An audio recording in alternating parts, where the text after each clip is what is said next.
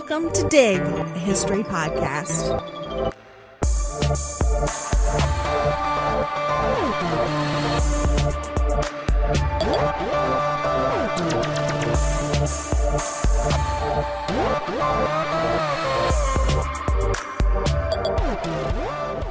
On December 16th, 1929, thousands of Igbo women gathered outside the colonial government compound in Opobo. They were there to demand the end of British imperialism in eastern Nigeria, though the British seemed oblivious to the intention and motivations of these women. What the British saw were erratic, reactive women wielding sticks and stones, bearing down on the post office, native court, and dispensary. The women pressed against the bamboo fence surrounding the compound, demanding change. They believed the British wouldn't fire on a group of women. In Igbo society, men did not attack women, and the women believed that the British operated under the same code of cultural conduct. But the British didn't believe that women were capable of making war, of organizing sophisticated networks of protests, or that women could destroy government buildings with nothing more than their hands, sticks, and stones. When the women refused to back down, the lieutenant in charge ordered his soldiers to open fire. They shot 67 bullets into the crowd, and each found a victim. At least 31 women died that day from bullet wounds. Perhaps 8 more drowned when the crowd pushed them into the river nearby as they tried to escape the gunfire. Blood splattered, women screamed and cried, and the smoking guns cleared. The Igbo Women's War of 1929 came to a violent end. I'm Averill Earls. And I'm Elizabeth Garner-Mazurek. And we are your historians for this episode of Dig.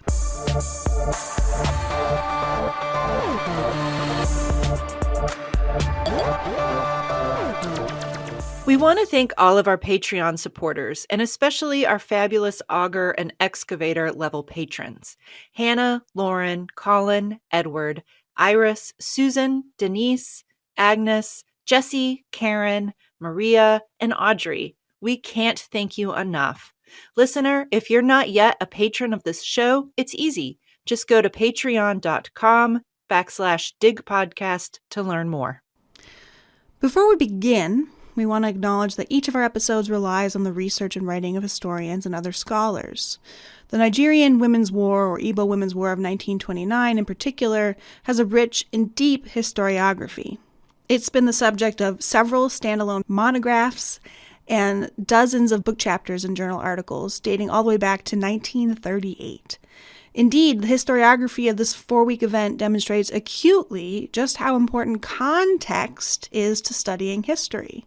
In order to understand why, for example, we should refer to this event as a war instead of the Aba riots of 1929 requires a detailed understanding of the context that shaped Igbo and Ibibio women's social, economic, and political power before and during British colonialism in Nigeria.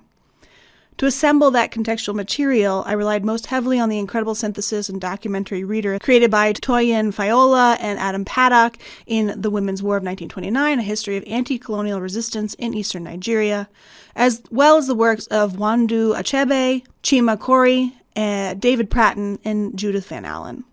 The broader history of British imperialism in eastern Nigeria is similarly deep and rich, and I will post some suggested titles to get you started should you be interested in digging a little deeper. On November 23, 1929, Mark Imerwa, an unemployed Igbo schoolteacher who lived on a Christian mission compound in the eastern Nigerian village of Oloko, was hired by Warrant Chief Okugo to begin the tax assessment of his territory. One of his stops was the compound of an Igbo woman, Wanyirwa, and her family. Warrant Chief Okugo got the order from the British district officer, as the British believed that the tax assessment and counting performed between 1925 and 1927 had been done incorrectly, and that the colonial state was missing out on potential taxes. In 1929, Captain John Cook, who was temporarily assigned as district officer of Bindi, called together the warrant chiefs of the Oloko native courts. He decided that the tax records were in disarray, and he instructed all the warrant chiefs to count all men, women, children, and livestock so that they could more accurately establish tax bills. He told the chiefs that the rate itself would not change, nor would women be taxed. But the chiefs and the women of eastern Nigeria who learned of the counting assumed otherwise. The Igbo-dominated region of today's Nigeria is in the southernmost part of the country. In the colonial period, this region was known as Eastern Nigeria, which included the provinces of Onitsha, Warri, Owerri, Ogoja, and Calabar. Today, the Igbo make up the third largest ethnic group in Nigeria. The Hausa Fulani are number 1 at 29% of the population, the Yoruba are number 2 at 21%, and the Igbo are 18%. So, even when we say third largest, hopefully these smallish numbers are indicative of just how many different ethnic groups and language groups have been smushed together by British imperialism. Yeah. The British employed indirect rule in Nigeria, which required fewer actual British people and relied on the administrative collaboration of locals. The highest positions in the colony, the district officers, and commanding officers in the military and such, were always white British men, but the rest of the day-to-day administration was done by Nigerians, Igbo, Hausa, Yoruba, Ibibio, Ndoni, Ogoni, etc., etc. There were lots of ethnic and language groups in Nigeria, just as Avril mentioned, and that is, of course, still true today. In Hausa and Yoruba-dominated regions of Nigeria, there were centralized states that were largely familiar to the Europeans. In those places, the British used sneaky treaties to adapt the pre-existing governing system to establish colonial authority. That wasn't really possible in the Igbo-dominated region. The British did not really understand the Igbo. They made assumptions about the Igbo with little actual knowledge of the people or customs. They saw the quote-unquote decentralized states of eastern Nigeria as war-prone and at the mercy of internal slave trading, and thus unstable. The British wanted to control trade in and out of Nigeria, and to do so they needed quote-unquote stability and peace in all regions. Since they assumed they couldn't make treaties work for them in the eastern Igbo provinces the way they had in the north, the British sent soldiers and then police in to civilize the Igbo and pacify the region. According to historians Toyin Fayola and Adam Paddock, British pacification meant, quote, removing obstacles to trade, including toll fees, internal slave trading, and regional fights between ethnic groups. The tolls were an important source of income for a number of the ethnic groups the British sought to pacify, and unsurprisingly, there was much resistance to British attempts to end the practice in the early 20th century. As historian Chima Corey notes, the British conquest of eastern Nigeria was, quote, a spasmodic struggle for control of Igbo societies. The Ikumeku, for example, were powerful toll collectors in eastern Nigeria and mobilized military resistance to the British for over a decade. The British sent their military in to put the Ekumeku movement down 3 times in 1902, 1904, and 1909. Some historians date Ekumeku resistance to going as far as 1914 or perhaps even 1918. Other British colonial military expeditions included those to Orokpo in 1901, Uzeri in 1903, Etua in 1904, Izonium in 1905, Aharia in 1905, Eza in 1905, and Achara in 1905. World War I was a turning point for the British as they realized they needed both the bodies and the resources of eastern Nigeria to help them win the war against the Germans and Austro-Hungarians.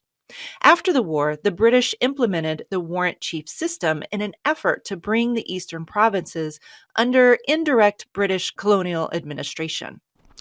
The warrant chiefs were the British solution to colonial administration in eastern Nigeria. The British used existing structures of administration in Hausa Fulani and Yoruba regions to lay a colonial system on top of, but the Igbo decentralized state made tapping into existing systems challenging. Decentralized in this context meant that each town and rural village basically had their own governing system. They might be hereditary monarchies, direct democracies, gerontocracies, or councils of elders, or any other number of systems. And often those villages and ethnic groups were in competition or skirmishes with one another. So for colonizing in the indirect rule model, there was no one-size-fits-all solution. And yet, the warrant chiefs were modeled on what the British had done in the House of Lands to the north. The British set up native courts from which warrant chiefs, locals, would adjudicate legal disputes and crimes for their region.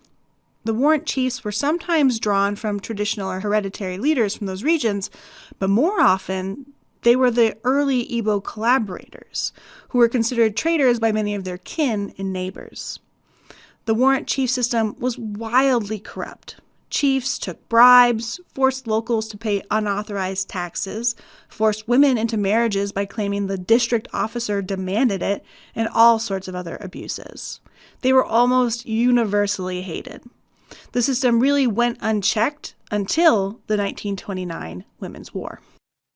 And this is notable because the warrant chief system took power from the traditional political structures of the Igbo region and without any input from the Igbo people themselves. Exactly. Taxation was an important part of Britain's civilizing mission in Nigeria. It allowed the British to expand their influence in the region through mass transportation systems, which were first built via forced local labor, and to fund the administration system that would, theoretically, make the Nigerians capable of self-governance eventually. Direct taxation was first introduced in eastern Nigeria in 1927 and 28. Taxation was already underway everywhere west of the Niger River, mostly Yoruba territory, by 1916, but the British were reluctant to introduce taxation to the Igbo without significant military occupation to back up the system. And obviously in 1916, the British were at war with the Germans. The warrant chief networks were meant in part to help facilitate taxation in the 1920s, and did.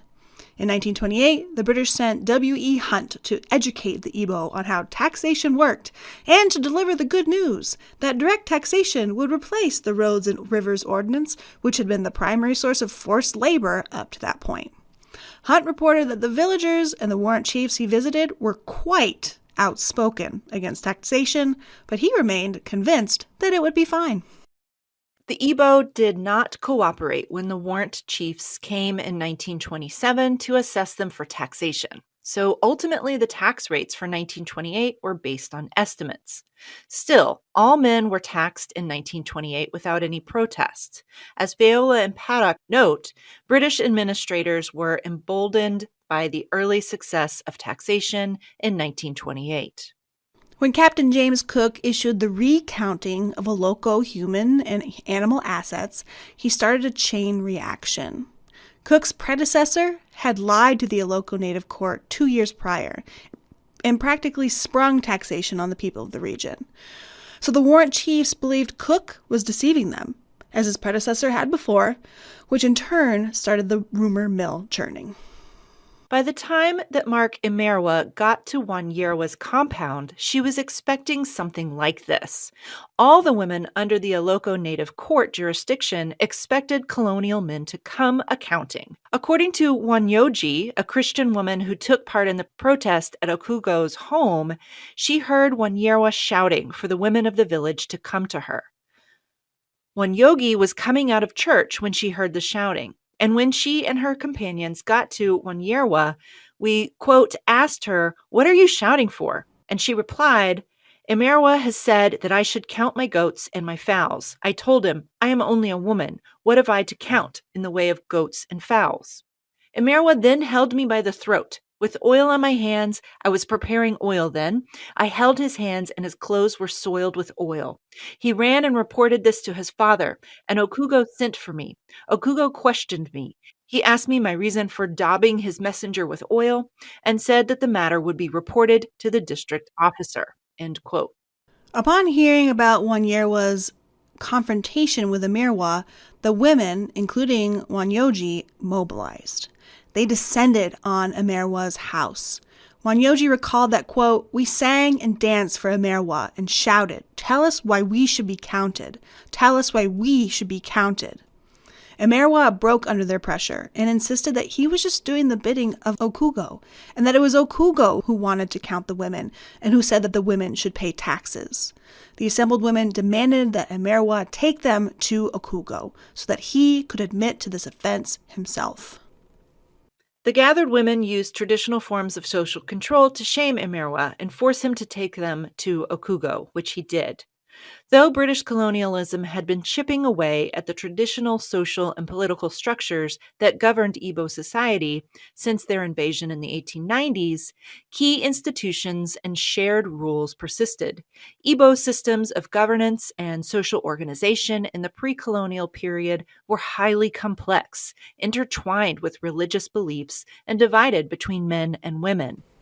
As summarized by Fiola and Paddock, Igbo society was made up of a complex system of, quote, titles, age grades, and secret societies, with separate institutions for men and women. Nwandu Achebe has argued that Igbo governance and authority was first divided between the spiritual realm and the human realm, and then, within each of those realms, there were branches of governance that were divided between men and women. The spiritual realm was always slightly more powerful than the human, so that when a message came from a, for example, female masked spirit, that would trump a human village elder's proclamation, even if he was a man. We discussed the spiritual side of the things a bit more in detail in my episode on Ahebi-Awabe, but I think the best place to get a clear sense of the system is actually in Nwandu Achebe's book, Farmers, Traders, Warriors, and Kings. In the human realm, the state was divided into male and female branches of government. Nwandu Achebe notes that the Nsukka region, the male consisted of the Onyishi and his council of titled executives. The women's branch of government was divided into two institutions, the Assembly of Daughters and the Assembly of Wives. Sometimes those two branches combined into a larger women's assembly. The Assembly of Daughters included all married, unmarried, divorced, and widowed daughters of a lineage or community.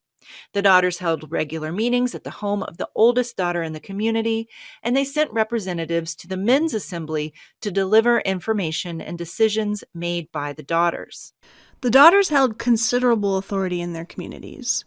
Nwandu Achebe asserts that they were the, quote, Supreme Court of Appeal and the custodians of religious morality. The daughters dealt with quarrels between women, accusations of poisoning or witchcraft, performed purification rituals, and intervened when necessary in the proceedings of the men's assembly. To ignore the authority and ruling of the daughters was to risk banishment in the wrath of all the dead daughters and wives of the community. The Assembly of Wives was less powerful than the daughters and was headed by the eldest wife in the community, who, quote, regulated the behavior of women, advised and admonished wives, and generally mothered everyone, end quote.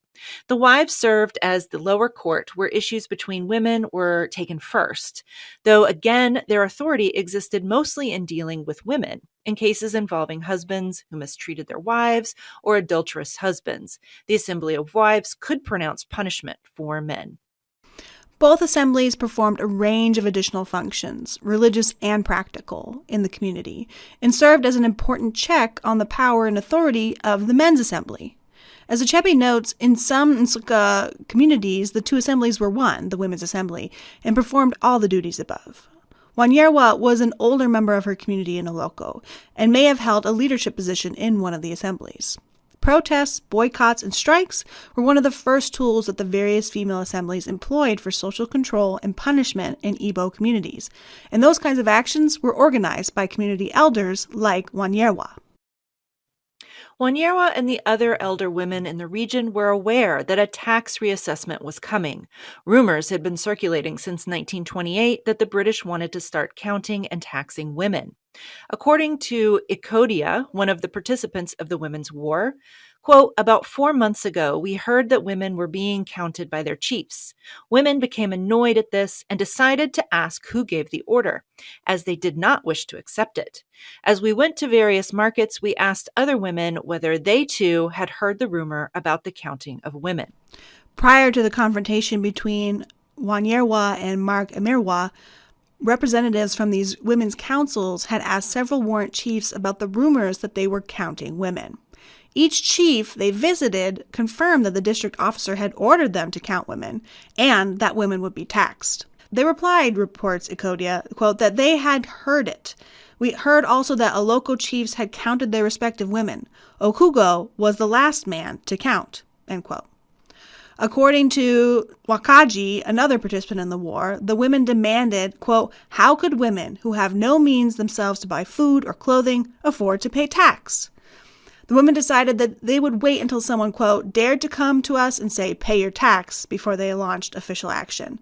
As Zakodia put it, quote, we women held a large meeting at which we decided to wait until we heard definitely from the person that the women were to be taxed, in which case we would make trouble, as we did not mind being killed for doing so, end quote. Together, they made a plan for how to handle attempted tax assessments. Wanyerwa followed that blueprint in her encounter with Mark Emerwa. For Igbo women like Wanyerwa, British colonialism upset the political and economic stability of the region. On the political end, the native courts and warrant chiefs undermined the authority of the women's assemblies, because the very purpose of the native courts was to adjudicate disputes in villages and between the villages. Before 1929, nearly all the warrant chiefs were men. As an aside, remember, Achebe notes that Ahebe Awabe was made warrant chief in her home region in 1918, but she was the exception to the rule. So authority to deal with the range of disputes was then yanked out of the women-controlled assemblies and placed under the jurisdiction of male-controlled colonial native courts. What's more, the way the British set up the warrant chiefs and native courts were, at their inception, offensive to Igbo society. As Feola and Paddock note, the Igbo sent outcasts to initial meetings with British officials because they feared that the British meant to hold captive whomever they sent. And the Igbo highly valued their elders as decision makers, so they weren't going to just send them into the British, guns, right? But the British assumed the Igbo were sending their leaders and best men, so they appointed those individuals, which included at least one murderer, societal misfits, and generally just young, unseasoned men as the warrant chiefs. To the British, having eager, fit young men in the roles gelled well with their ideals of Victorian masculinity. So the dissonance between the two perspectives could not have been more off-putting. In the decade before the Women's War, many of the warrant chiefs were notoriously bad actors. They extorted, abused their power, and generally behaved badly by Igbo customs. The district officers, British men, mostly from military background, might have held the warrant chiefs in check in the early years of the system, but by the end of the 1920s, the native courts had expanded, and the British pulled back on their own manpower in the country, so that the district officers who remained either ignored or did not know the extent of the corruption until the 1929 Women's War. Economic disruption started well before the British invaded and set up a formal colony. The Igbo region had been changed demographically and economically by the Atlantic slave trade. Historians David Eltis and David Richardson estimate that about 1 in 7 Africans shipped to the New World during the whole era of the transatlantic slave trade originated from the Bight of Biafra. Historians estimate that 80% of the people shipped from the Bight of Biafra were Igbo-speaking. Slavers bought yams to feed enslaved people on the Middle Passage across the Atlantic. They were instructed to buy at least 100,000 yams per 500 slaves, though in their profit-seeking they often only bought half of that. But still, the demand for both yams and enslaved people created a market for these products that irreparably shifted the productive and social systems of West Africa.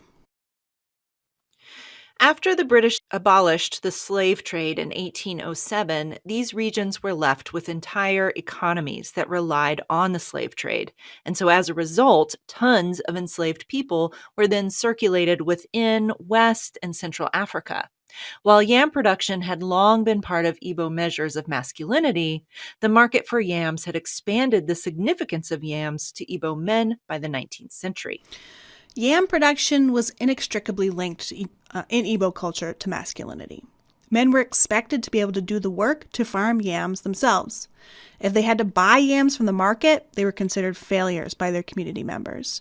We see this communicated quite starkly in the fiction of Chinua Achebe, Nwandu Achebe's father. In Things Fall Apart, the main character Okonkwo's uber masculinity is tied to his yam production. And significantly, Okonkwo's father is perceived by the village as unmanly because he is a lazy yam farmer. Instead of clearing new land to grow yams, Okonkwo's father uses already cleared land, which is already stripped of nutrients and so produces low yield. Half of Okonkwo's choices in the novel seem to revolve around proving to everyone that he is not like his bad yam farming dad.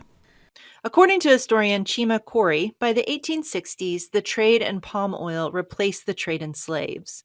Corey writes that, quote, the export of palm oil to Liverpool from the Bight of Biafra in 1806 was 150 tons, and by 1829, it had reached over 8,000 tons. By the 1830s, Britain was importing about 10,000 tons of palm oil a year.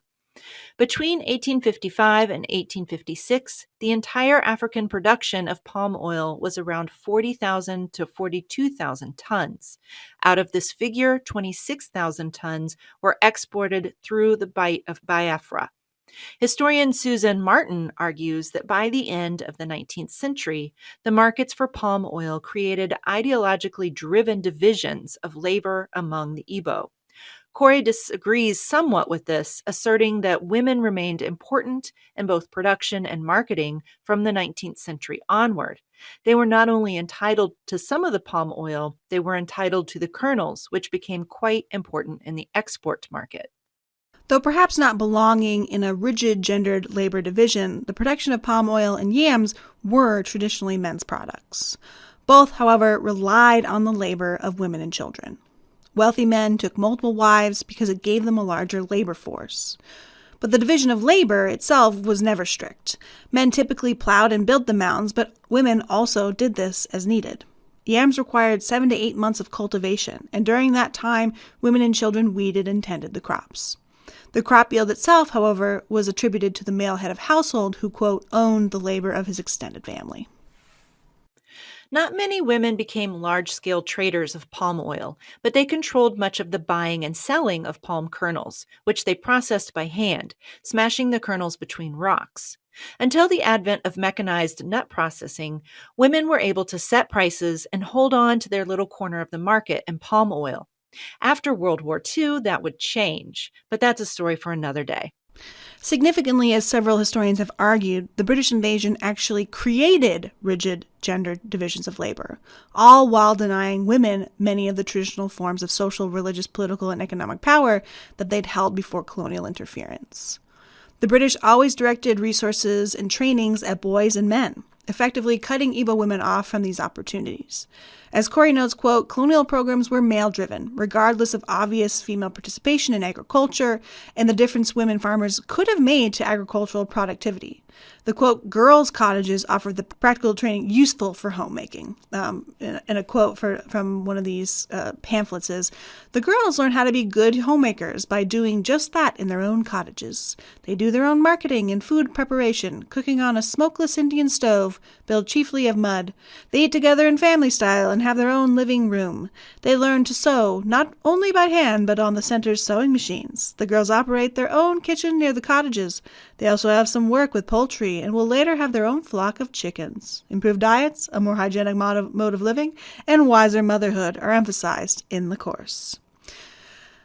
So in addition to marginalizing traditional forms of women's political power, the British reinforcement of rigid Victorian gender roles disrupted the traditional forms of the balance of gendered power in Igbo society. By relegating women to the domestic sphere expected of proper British society, the British denied women access to their traditional forms of power and obliterated the careful system of checks and balances that made Igbo society work. Though Igbo society was patriarchal, women's assemblies and women who served in various essential religious functions, as gods, as the girlfriends and daughters of gods, as the female masked spirits, ensured that the men's branches of government were kept in balance and prevented from corruption. The British took much of that away through their colonial institutions like the native courts and education systems that socialized girls into homemaking. Traditionally, when dealing with women's issues or supporting women, there was a process in the women's assemblies. A woman in need of help consulted an elder. The elder would decide if the intervention was necessary. The assembly would approach the offending man and insist that he modify his behavior. If he persisted in incorrect behavior, the assemblies would ramp up the consequences. When necessary, women's assemblies used a range of tools at their disposal to shape behaviors and enforce social norms. They'd start with the entry-level confrontation. They might organize a sit-in at the offender's house, where they'd sing, dance, or chant outside the house until the offender acquiesced to their demands. If necessary, the women would organize a widespread strike in which women would not have sex with their husbands or would not do housework or cooking until change was achieved. If and when these measures did not work, or if a more drastic approach was necessary, the women would make war. They would assemble for a sleep-in, where they'd stay at the man's house all night, continuing their verbal abuses and maybe start to destroy this property. To have assembled women stay at your house overnight was considered a death curse in traditional Igbo beliefs.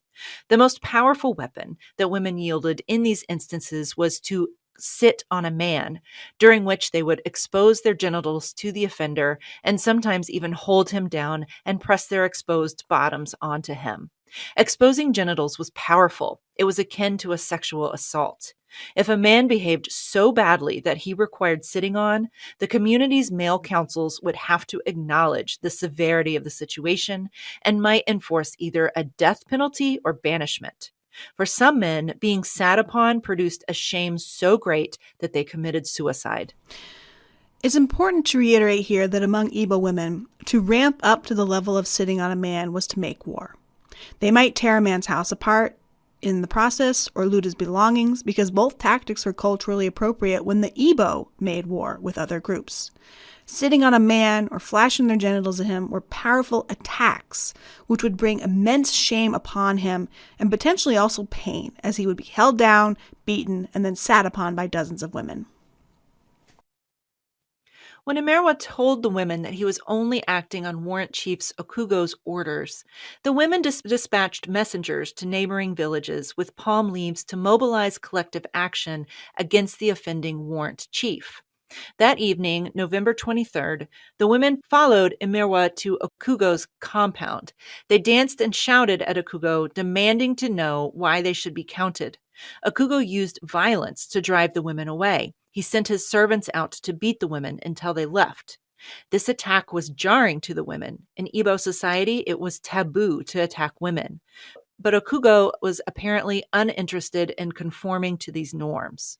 By the next night, women from Aba, Owerri, Iko Ekpeni, and other neighboring villages arrived in Oloko. They dressed for war, faces smeared with charcoal, heads bound with young ferns. They wore short loincloths and carried sticks wreathed in young palms. Then they marched on Okugo's compound.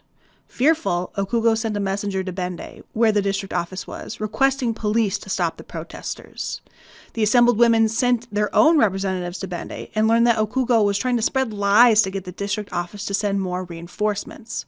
On the 26th, with hundreds of women in their entourage, the Oloko Women's Assemblies descended on Okugo's house again.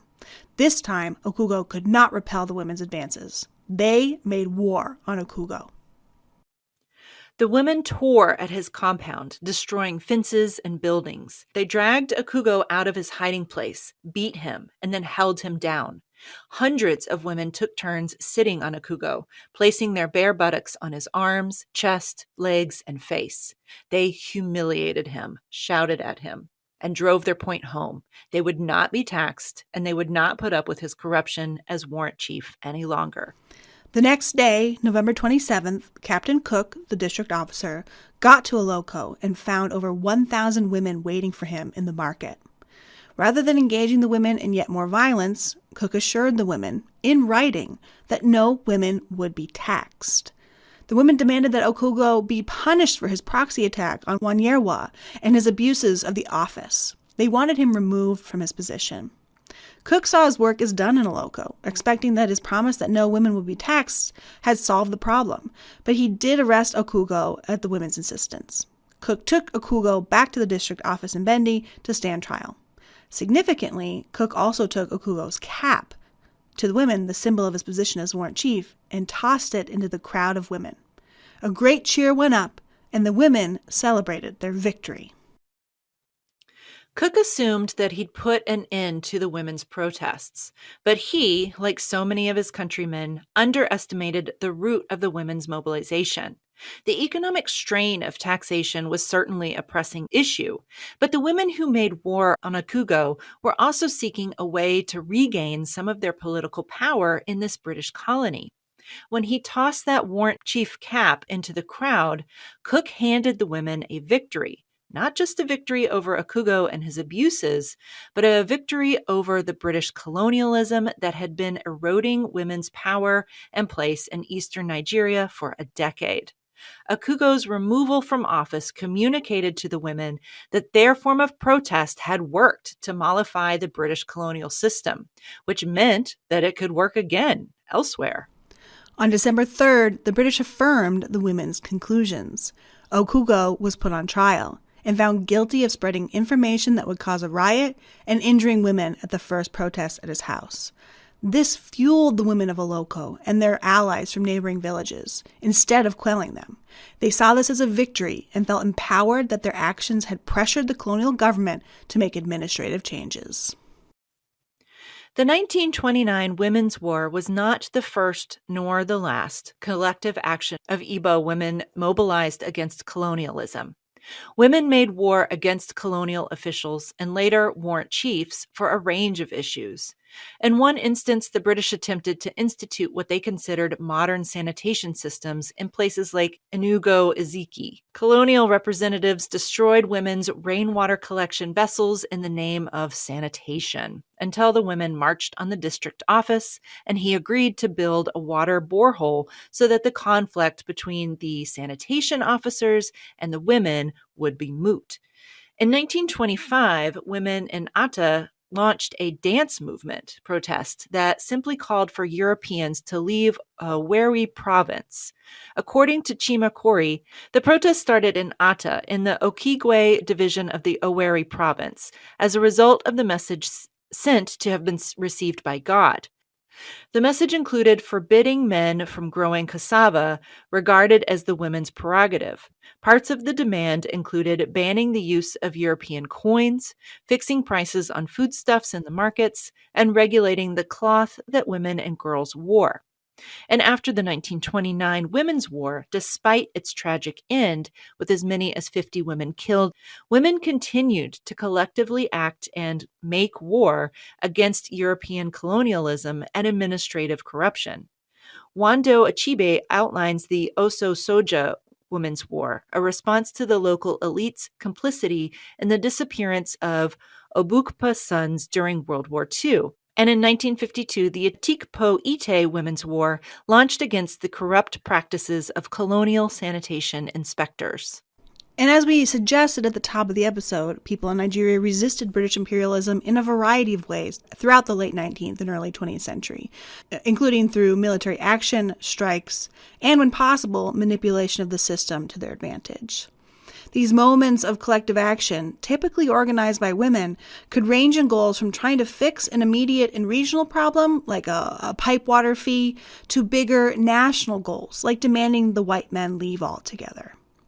Even if these women's movements were not successful in overthrowing the colonial system altogether, they were successful in pushing for and renegotiating the terms of colonialism.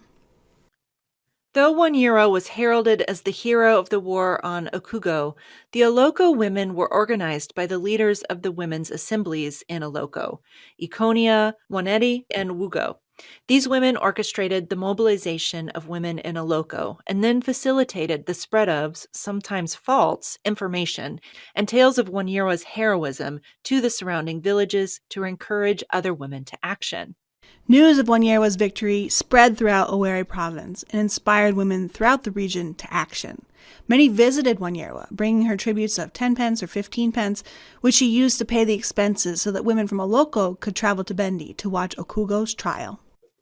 In the week following Okugo's sentencing, women across Owerri met and planned. According to Wugo, one of the Oloko leaders, quote, "These women argued that all the warrant chiefs' caps to be removed and for no one to take grievances to the native courts, that all these buildings should be burned." Taxes were not the only issues that the women were mobilizing against. They insisted that the clerks and warrant chiefs were responsible for a range of cultural violations and injustices. In Yermaka, an Igbo woman said that, quote, "We also insisted that prices of produce such as palm oil and ground nuts were to be settled at once." Further, as historians like Viola, Paddock, and Achibe and Corey have all demonstrated, the women were opposed fundamentally to European imperialism, which had clearly disrupted the balance of power in eastern Nigeria. On December 9th, women from the Owerinta Native Court area decided to protest as the local women had. The Owerinta women hadn't been threatened with taxation. As Fiola and Paddock note, it was clear that their intentions were to overthrow the colonial administration. They protested at Owerinta, then Akpala, beating the colonial buildings with sticks, attempting to break into the building to steal colonial records and chase warrant chiefs out of town. Colonial administrators like Mr. Ferguson, the district officer of Owerri, tried to appease the women, reporting that, quote, they all produced one request or another, which I answered to the best of my ability. The groups of women who converged on places like Okpala and Owerinta numbered in the thousands. The leaders of the mobilization coordinated across towns, messengers, running decisions, and plans for when to attack and when to hold position. Attacks intensified on December 9th and 10th, with coordinated convergences on colonial structures in Guru and Gore. Women released prisoners in the native courts, destroyed court records, and tore down the buildings on the native court compound.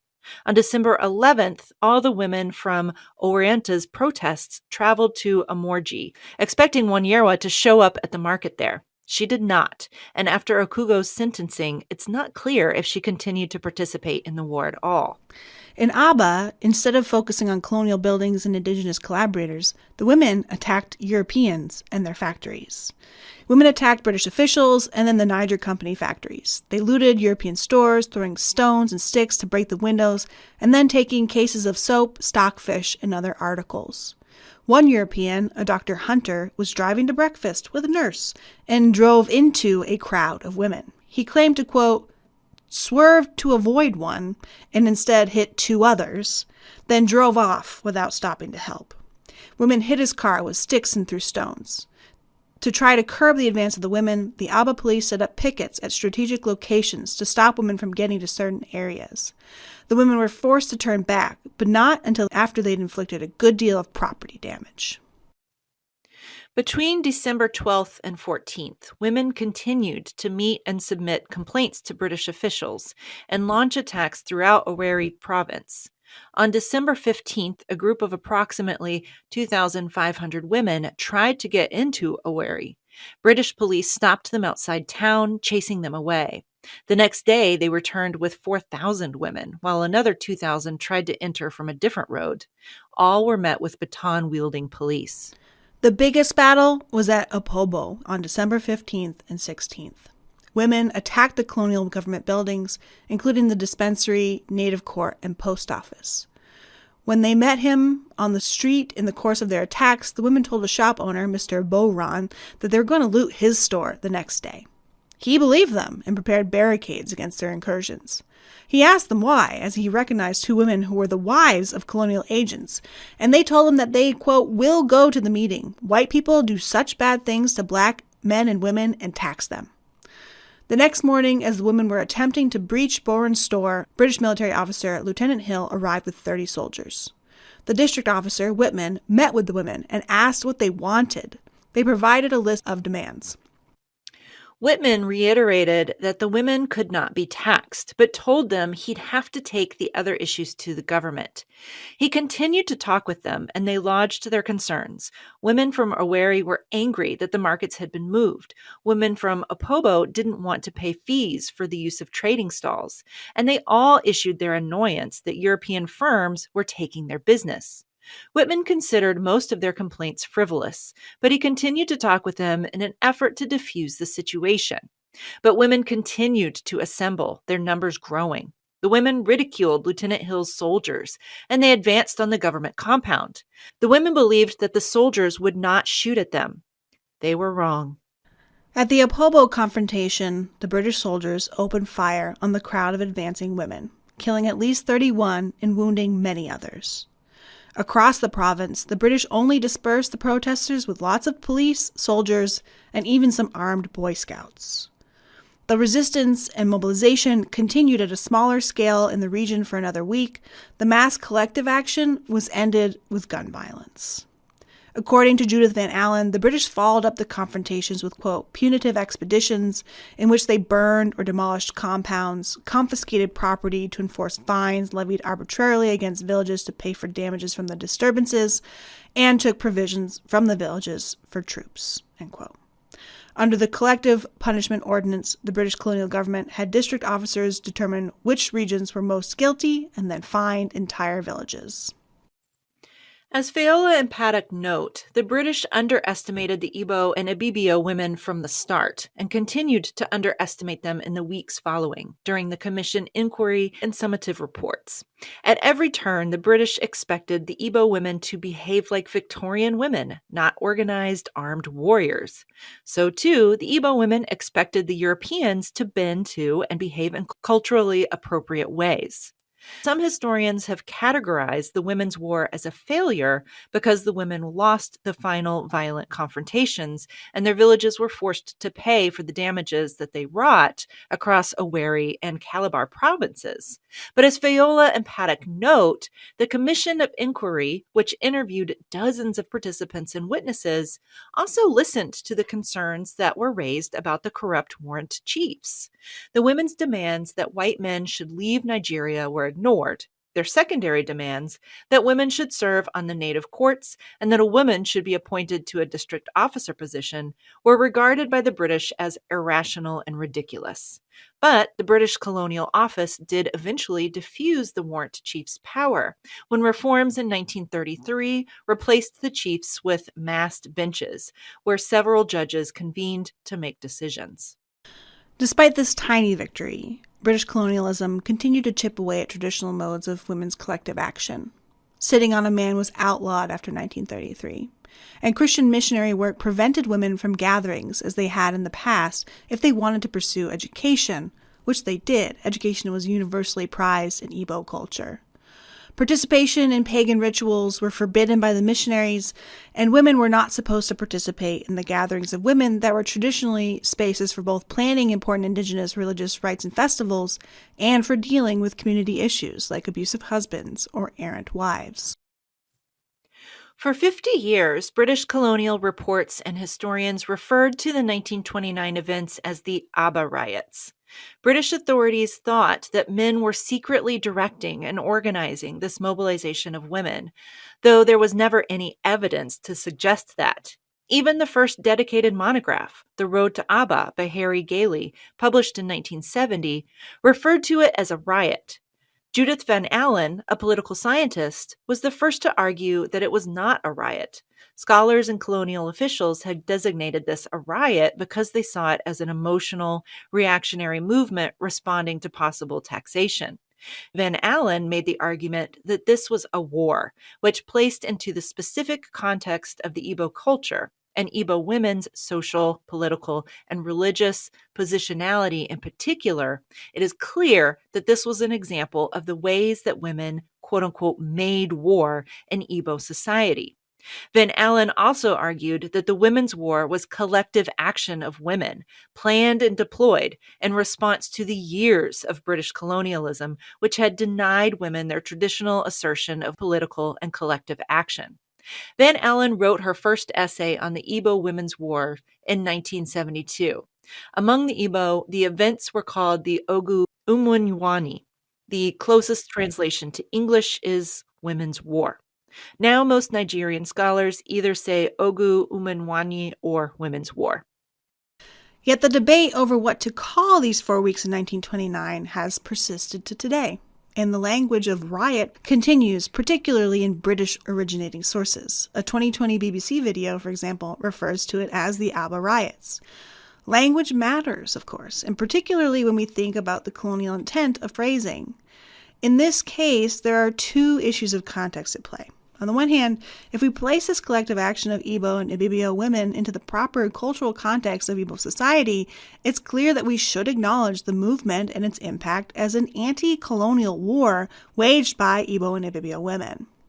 On the other hand, if we want to understand why there might still, in 2020, be a division in what to call the 1929 protests, we need only look at the sources. Among some Nigerian scholars and activists, the Women's War of 1929 represented a significant moment of nationalist anti-colonial resistance. Among some British institutions, the events took place during British colonial rule, which make the protests unlawful and destructive riots, which is how British colonial sources reported the events back to the Home Office, and how British scholars framed the events for decades afterwards, without much consultation of the people who were most affected. So I actually have a question. Yes. And I was kind of writing notes as we were going through here. So at one point you mentioned the police, like baton wielding police, and then another time you mentioned, even some Boy Scouts, were put Armed, against yeah. the women or whatever. Mhm. Yeah. So were these Nigerian police? Yes. Okay. Yes. And like the Boy Scouts, were they Yes. Nigerian boys? Yep. And the soldiers also would have been, except for the officers. Gotcha. Yes. That is the nature of British indirect rule. Right. No, I like this. Good. I mean, I don't like it, but I like the context of using the word riot. We have the same problem in American history, calling things race riots when they're really race massacres. Yeah. Usually white people killing and looting black neighborhoods and businesses and people. Yeah, and I was thinking about that too, because I just taught the Boston Tea Party in my British Empire class, and the Boston Massacre, that moment when like 5 people are killed by British soldiers, 5 Bostonians, versus like the way that the American colonists framed all of their interactions and like violent episodes with the Native Americans, like King Philip's War and all these other things, right? Like that, who's the aggressor and or is it a massacre? Is it a skirmish? Is it a riot? Like, yeah, absolutely. Yeah, and you can definitely see the victors and the way that they shape these interactions through language to sort of, I don't know, soft pedal their culpability. Sure, absolutely. I mean, you can even look at our Wounded Knee episode, our episode on Wounded Knee. A lot of the sources that were collected by the Indian Bureau called it the fight at Wounded Knee, right? And now we, of course, call it the Wounded Knee Massacre. Right. Yeah. So it's just a matter language of, matters. I think, yeah, and this is another thing that when we talk to our students, obviously it's important, I think, to remember that history is made and remade. And that historians, students of history, are the ones who do the remaking, because it's something that's written, and we take all those perspectives and we reframe it and we reforge it and we change the legacy of the harms that we've done to each other and what that means for the present. Well said. Yeah. So thanks everyone for listening. Make sure that you check us out on Facebook and Instagram and Twitter at dig_history. You can join our Dig History Pod Squad, which is like a place where you can share your memes and your favorite things about history and what you've learned, or ask us questions, because we're always on there and we're always answering questions. You can send us a question or a comment via our email at hello@digpodcast.org. And for all you educators out there who are listening, make sure you check out our website, digpodcast.org, where we have a bunch of free lesson plans, ways to incorporate these episodes into your class, and ideas for just using podcasts in general in your class. And if you want to look real good, like a Dig historian, check out our swag store. It's also on our website, digpodcast.org. You got it all. Thanks for listening. We'll catch you next time. Bye. This podcast was produced by the historians of Dig, Elizabeth Garner Mazurek, Sarah Hanley Cousins, Marissa Rhodes, and me, Avril Earls. Thanks for listening. That wasn't really possible in the Igbo-dominated region. Igbo. Nasuka, is it na or Well, just it's like suka? sucker. That back thing. Mark Emerwa. By the time that Mark Emerwa got to okay, let me do it again. Emerwa got to Emerwas. Is that right? No, that's the same word. This should be one yerwa. One yerwa. Of demands. I just realized that I let that student take that test and the rest of the class hasn't taken it yet, so I'm just sending an email. I'm realizing I should have kept that test until everyone has taken it. I'm trusting you to keep that to yourself. And then we'll just see how that goes. Okay, sorry about that. And summative reports. Summative. That one's English, so that one's on you.